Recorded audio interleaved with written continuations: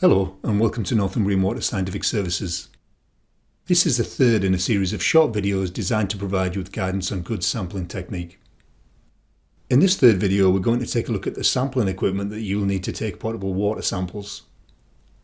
We'll also explore how to deal with customers, and finally we'll examine the importance of paperwork. In this video we may make reference to other videos in the series, and when we do this we'll ensure that links to the referenced videos are available at the foot of the playing window.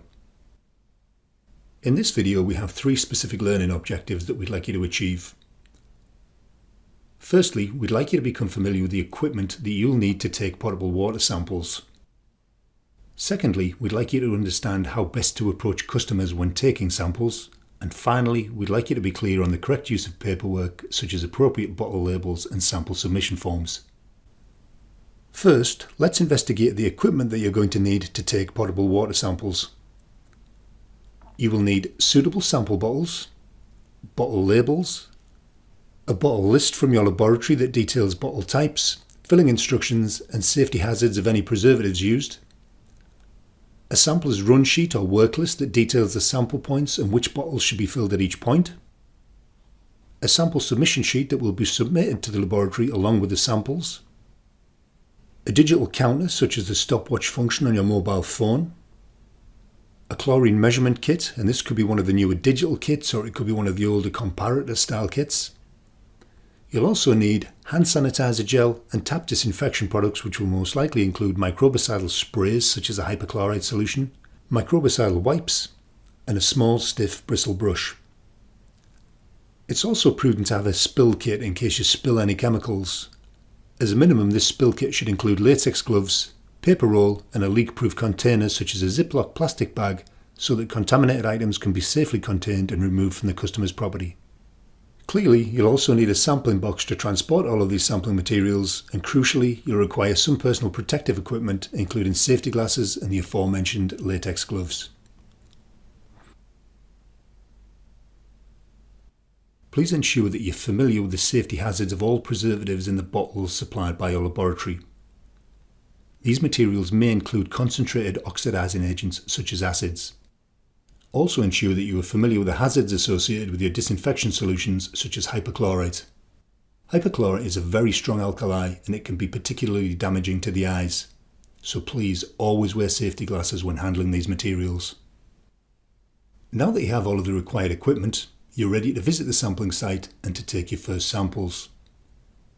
You will no doubt have already advised your customers that you will be calling to sample. However, upon arrival at the site, it's prudent to follow an established doorstep protocol. As a minimum, we recommend that this includes clear verification of your identity via your company identity card, a brief explanation of the purpose of your visit, and a polite request to enter the property and commence sampling. Once you've gained access to the sampling point, you should explain to the customer exactly what the sampling will entail. This should include full details of any tap disinfection techniques that may be employed, because customers can often be concerned about potential damage to their taps. Tap disinfection techniques are covered in detail in video number 6. When you're ready to sample, you should double check the sample bottles that are required for the sampling point in question. As explained in video number 2, the order of sampling is critical, so an extra check at this stage can pay dividends in reducing sampling errors. Once you are confident of the samples that need to be taken, it's time to ensure that labels and paperwork are completed correctly to safeguard chain of custody. Your laboratory service provider will have provided labels and sample submission sheets to help you achieve this. We recommend writing your labels and sample submission forms out before you take your samples. Record the sampling date, the name of the sample point, the full property address and any relevant notes, for example regarding tap condition. Then, once the samples have been taken, you can complete the labels and paperwork by adding the accurate time of sampling and the results of any on-site determinations. Ideally, you should also record the inventory numbers of all equipment that was used during sampling. This brings us to the end of this video. As promised, we have covered the equipment that you need to take potable water samples, how best to approach customers when sampling, and the importance of the correct use of appropriate paperwork such as bottle labels and sample submission forms. Now that we've reviewed sampling equipment, dealing with customers and the importance of paperwork, we'll move on to video number 4, which focuses on suitable sampling taps.